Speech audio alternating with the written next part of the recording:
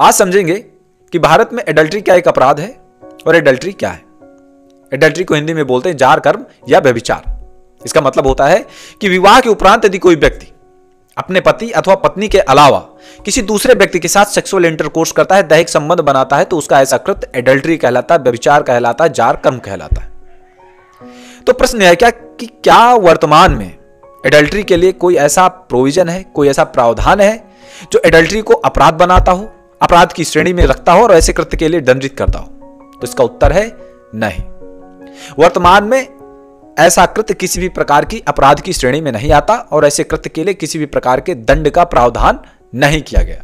इसका मतलब है कि वर्तमान स्थिति है कि यदि कोई व्यक्ति विवाह हो गया है और विवाह के उपरांत किसी दूसरी स्त्री या किसी दूसरे पुरुष के साथ अपने पति या पत्नी के अलावा किसी दूसरे स्त्री या किसी दूसरे पुरुष के साथ सेक्सुअल इंटरकोर्स करता है, तो उसका ऐसा कृत्य किसी भी प्रकार के अपराध की श्रेणी में नहीं आता है। कानून उसको पूरी प्रोटेक्शन देता है। ऐसा व्यक्ति विवाह के उपरांत यह कृत्य कर सकता है, उसे पूरी तरह की स्वतंत्रता है, मतलब उसे कानूनी रूप से पूरी स्वतंत्रता है। लेकिन क्या सामाजिक रूप से भी ऐसी स्वतंत्रता है? नहीं। समाज में एडल्ट्री को अभी भी अपराध या पाप की श्रेणी की निगाहों से देखा जाता है। माना जाता है कि यह कृत्य गलत है, अपराध है और पाप की श्रेणी में आता है। ऐसे ऐसे कॉन्सेप्ट है समाज में। तो कानून तो समर्थन आपका करता है आपको एडल्ट्री के लिए, लेकिन समाज नहीं करता है। एक सबसे बड़ी बात कानून में, अगर किसी का स्पाउस एडल्ट्री में इन्वॉल्व है तो वह व्यक्ति एडल्ट्री के आधार पर, एडल्ट्री के ग्राउंड के आधार पर ऐसे व्यक्ति से डाइवोर्स ले सकता है और कोर्ट डाइवोर्स देता है, डिक्री देता है डाइवोर्स की, ऐसे व्यक्ति के पक्ष में देता है, फेवर में देता है। यानी कि एडल्ट्री डाइवोर्स का एक बहुत बड़ा ग्राउंड है। बेशक एडल्ट्री किसी भी प्रकार का अपराध नहीं है वर्तमान में, लेकिन डाइवोर्स का एक प्रकार का ग्राउंड है, बहुत बड़ा ग्राउंड है। अच्छा, तो क्या हमेशा से ऐसा रहा है भारत में कि एडल्ट्री अपराध नहीं है या हमेशा नहीं था? नहीं, ऐसा नहीं है।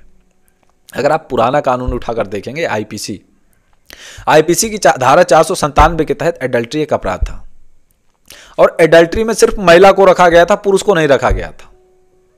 बड़ी दिलचस्प प्रोविजन था। मतलब आपको इसकी स्टोरी सुनेंगे तो बहुत मजा आएगा और हैरानी भी होगी कि ऐसा कानून था आपका। देखिए था क्या कि यदि कोई महिला है, कोई विवाहित महिला है और ऐसी महिला के साथ कोई व्यक्ति सेक्सुअल इंटरकोर्स करता था या महिला करती थी किसी दूसरे पुरुष के साथ सेक्सुअल इंटरकोर्स, तो जिस पुरुष के साथ, मतलब पति के अलावा जिस पुरुष के साथ महिला सेक्सुअल इंटरकोर्स करती थी, उस पुरुष के खिलाफ एडल्ट्री के चार्ज से दंडित किया जाता था, अपराध से दंडित किया जाता था।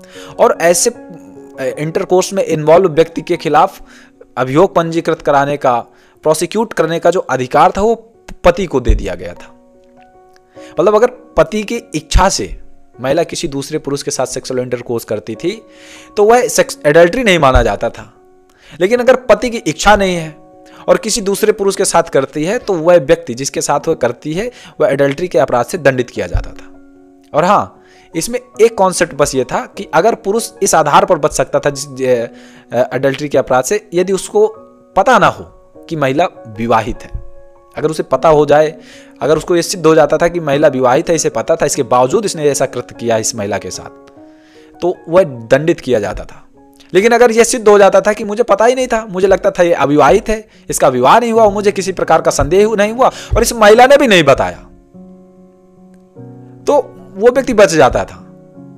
और सबसे बड़ा इसमें एक पॉइंट और ये था कि महिला लाख कोशिश करे, महिला ये बोल दे कि इस व्यक्ति ने नहीं किया कुछ, मैंने किया है, मैंने इच्छा से अपनी सहमति से किया है, इस व्यक्ति की कोई गलती नहीं है, इसके बावजूद भी वो व्यक्ति नहीं बचता था। ये टोटली उस महिला की पति के ऊपर डिपेंड रहता था। अगर उस महिला का पति चाहे तो बच जाए, अगर उस महिला का पति चाहे तो नहीं बचेगा। मतलब उस महिला की कंसेंट के बावजूद भी ऐसा व्यक्ति नहीं बचता था। और हाँ, उस महिला के खिलाफ किसी भी प्रकार का अभियोग पंजीकृत नहीं किया जाएगा तो सिर्फ और सिर्फ उस पुरुष के साथ जिसने ऐसी पत्नी के साथ सेक्सुअल इंटरकोर्स किया है।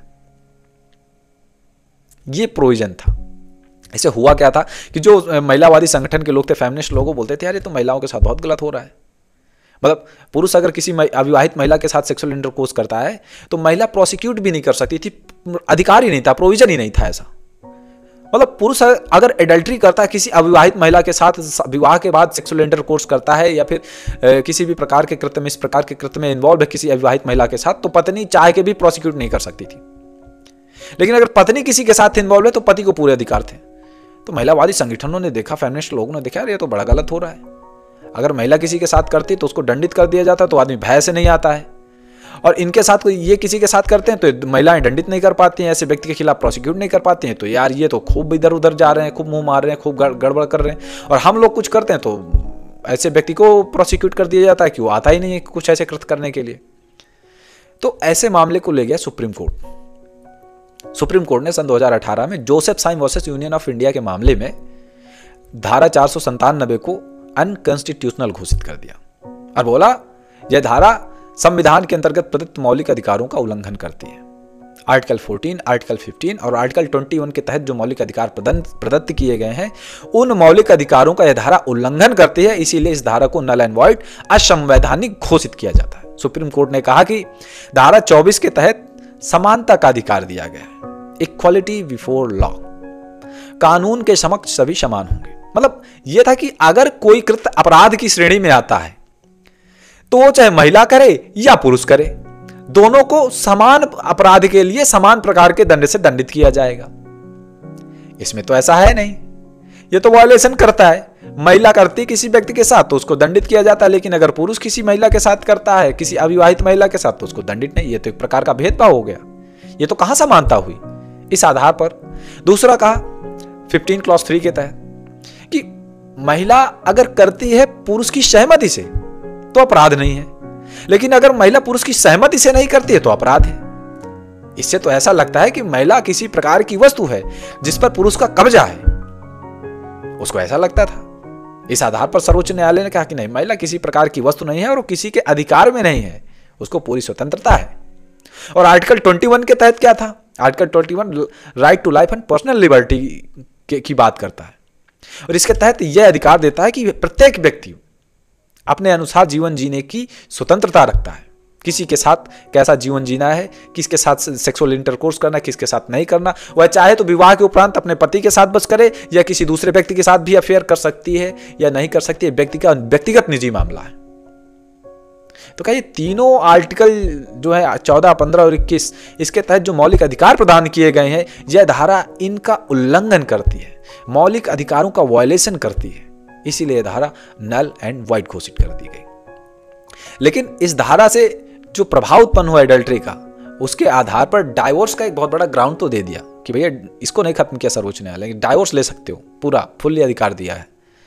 तो ये था भारत का कानून। और अब है भारत के कानून की वर्तमान स्थिति। वर्तमान स्थिति यही है कि आप विवाहित हैं, आपको पूरी आजादी है, पूरी स्वतंत्रता है।